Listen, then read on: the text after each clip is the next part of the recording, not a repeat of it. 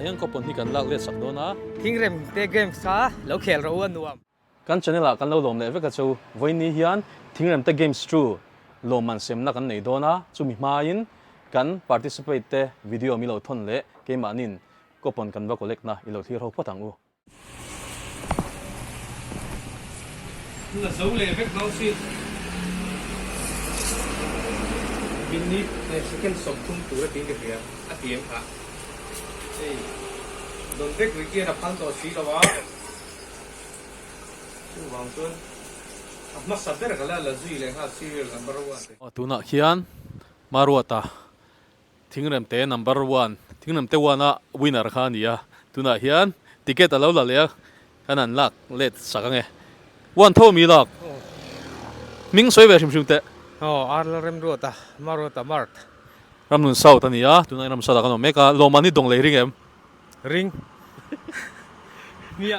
ama ka chuan ma na laveka dong lo thei lo kha no ma tu na chuan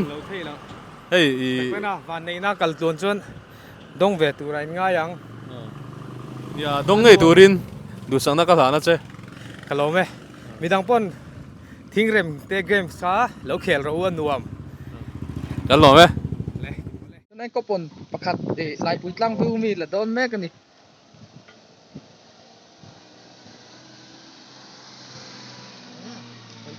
so chân mình đi sống thu bằng ai xí á second sống thu cái tin na là tui luôn à sân ven phăng tu na hian khat la sau ta kan meka ka bula hian kan thian pa pakhat serial number 2 la tu tero number 2 hing mi shil thengem mà sống luôn à ma som thlonga khoi lai bui tlang mi khaniam lai bui tlang mi kha la a chu tu na hian ko pon ni kan lak let sak do na serial number 2 nia tu na tanga ni ni bor vela hian result kan eng lo do na chu in dong ngei theinan du sangna kan hlan che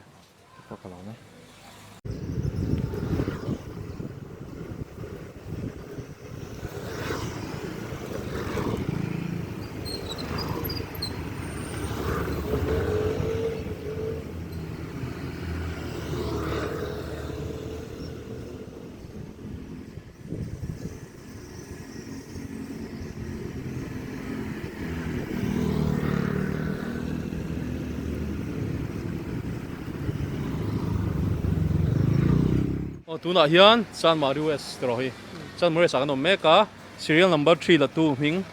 BT BT ania an veng hi republic veng thang ania ma se na thon na munai kan kalchila han sholok te en token ka I don't ring em ring khop mai ama hian channel na ya BT rap ti kha nia in lo subscribe ve do nia kan lo me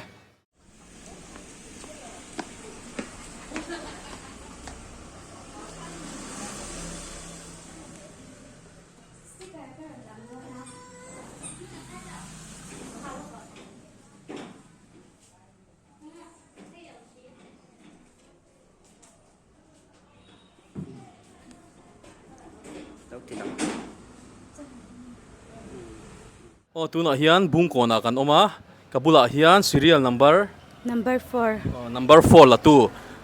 hing nga ki oma han mulok te I loman hi dong I ring em cái xe nào vậy ole dong ngei tu rin du sang na kan hlan che le kita pakai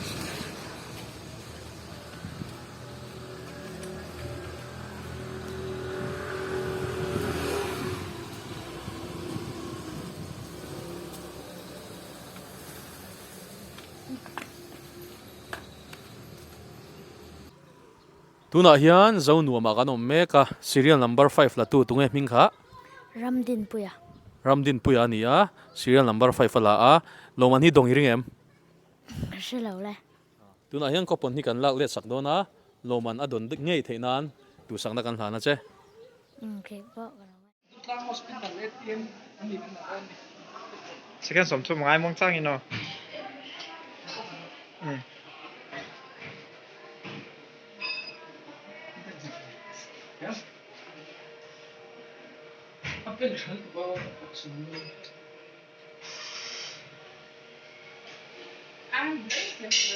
à các chú ăn chặt thì đâu mà ta các chú mua ăn chặt thì đâu tiếp học top phần này mission complete tuna hian nazari venga kan oma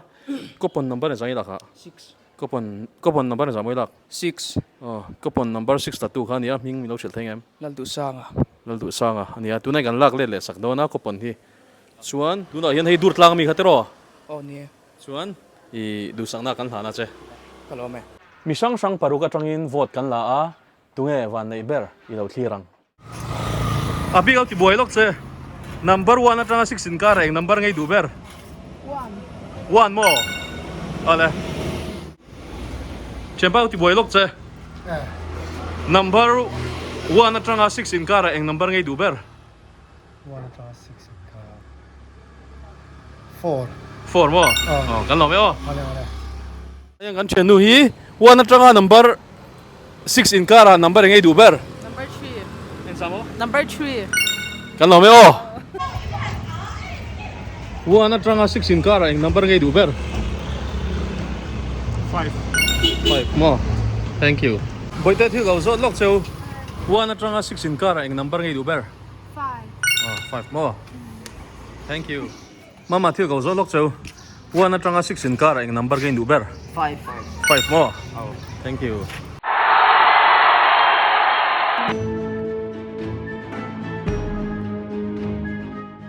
tuna hian thingrem te true winner ramdin puya khui lai vengi kha zo nuam veng ania chu chu anina kan lu dona kan va surprise don ni hei cha bi ne kan pe don ni ino mem ramdin pui ta in te ro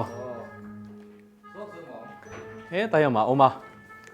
winner ania thingrem te true winner ania tuna ma ku da kan ha na nga chuan cha bi kan pe bok ang han hong te se han hong pat la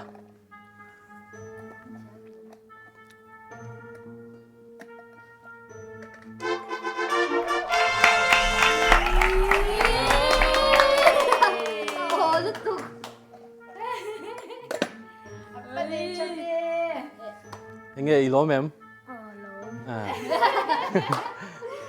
i be se na cha nghe i be se ai na cha lo